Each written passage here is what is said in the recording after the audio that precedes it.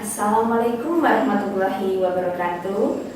Kembali berjumpa dengan saya, Ustazah Rekian Wijayanti dalam pelajaran Bahasa Indonesia.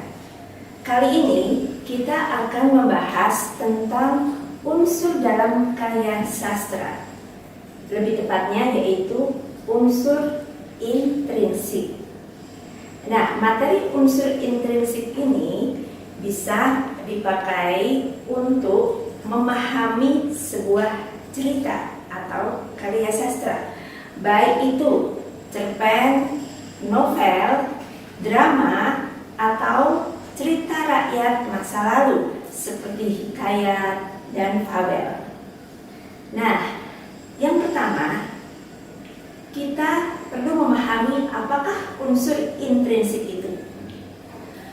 Unsur intrinsik adalah unsur yang berasal dari dalam karya sastra. Jadi, ada di dalam karya sastra itu sendiri yang bisa kita amati dan kita analisis. Yang pertama, yaitu tema.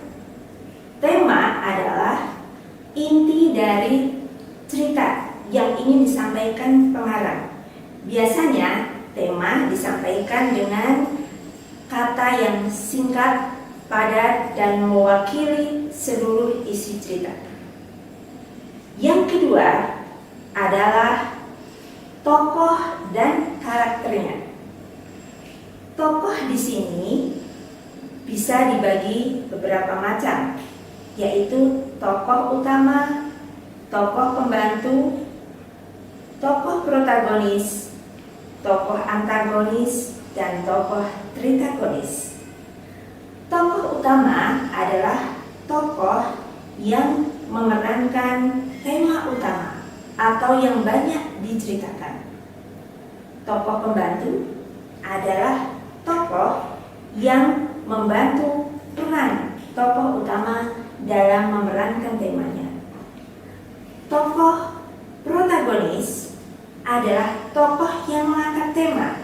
Dalam hal ini, protagonis sama dengan tokoh utama. Selanjutnya adalah tokoh antagonis.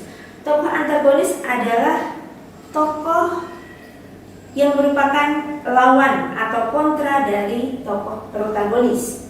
Jika tokoh protagonis memerankan peran baik, maka antagonisnya jahat. Jika protagonisnya memerankan peran jahat, maka antagonisnya bisa baik. Selanjutnya adalah tokoh tritagonis. Tokoh tritagonis adalah tokoh penengah di antara protagonis dan antagonis. Unsur intrinsik yang ketiga selanjutnya yaitu latar. Latar dibagi menjadi 3, yaitu latar tempat, latar suasana, dan latar waktu. Latar ini sangat membantu sebuah cerita menjadi hidup. Misalnya latar waktu, contohnya di masjid, di sekolah. Saya ulangi lagi, latar waktu, contohnya pagi, siang, sore, jam 1, jam 2, jam 3. Latar tempat, contohnya di sekolah, di masjid, di rumah. Latar suasana, contohnya suasana sedih, suasana haru, suasana marah, suasana tegang. Unsur yang keempat yaitu alur. Alur ada 3 macam. Alur maju, alur mundur, dan alur campuran.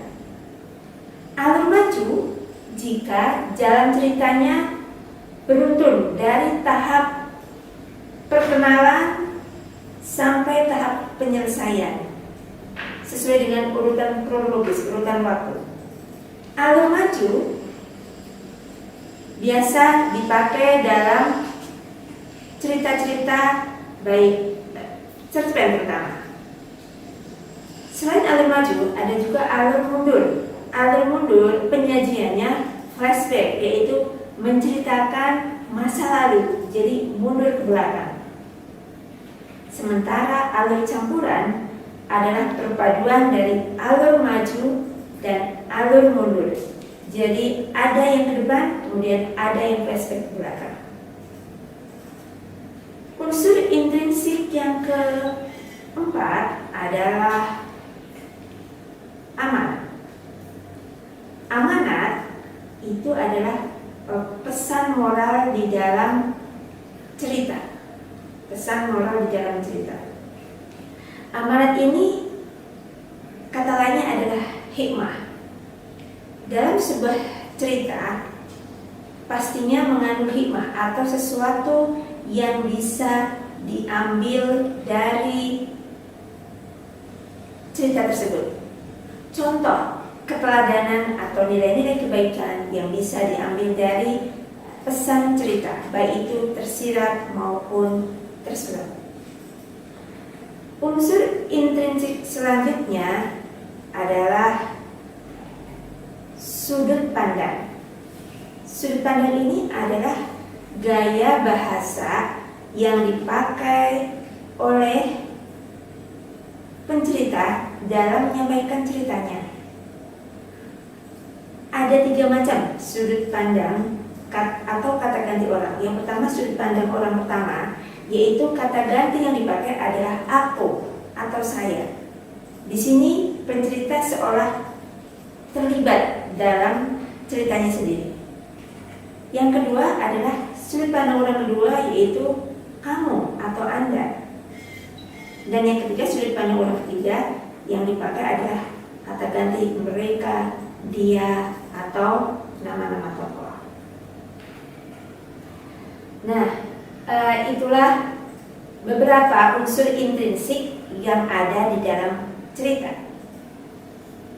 Mungkin bisa kita beri contoh, ada cerita singkat berikut ini. Pada suatu hari, si kancil sedang berjalan-jalan di tepi sungai. Tiba-tiba datanglah seekor buaya yang memegang satu kaki si kancil. Si kancil dalam keadaan terpepet, dia mempunyai akal sambil berkata pada buaya, "Hai buaya, kamu salah, yang kamu pegang bukan kakiku, tetapi adalah sepotong kayu," kata kancil sambil menunjukkan kakinya yang sebelah. Buaya pun percaya begitu saja. Jadi dia langsung melepaskan kaki si kancil yang sebenarnya tadi. Begitu dilepas, kancil segera melompat ke daratan sambil berkata, "Hahaha, wahai buaya, kamu bodoh. Itu tadi adalah kakiku yang sebenarnya." Bikinlah cerita si kancil dan buaya tadi. Kalau kita analisis unsur intrinsiknya adalah temanya apa? Tema dari cerita itu bahwa kecerdikan bisa menyelamatkan diri kita. Kemudian kalau ditanyakan apakah tokohnya dan karakternya, tokohnya ada kancil dan buaya.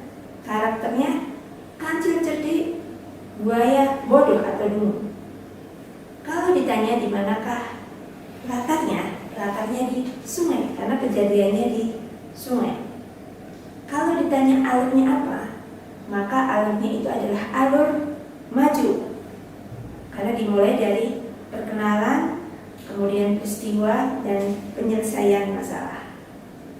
Kalau ditanya tentang amanat, maka amanatnya adalah gunakan kecerdikan kita atau jangan mudah dibohongi.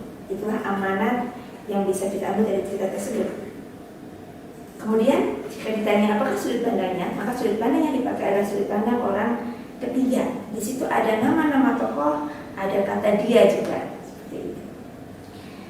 Sekian pembelajaran kita hari ini tentang unsur intrinsik dalam cerita. Semoga bisa bermanfaat dan dipahami. Terima kasih. Wassalamualaikum warahmatullahi wabarakatuh.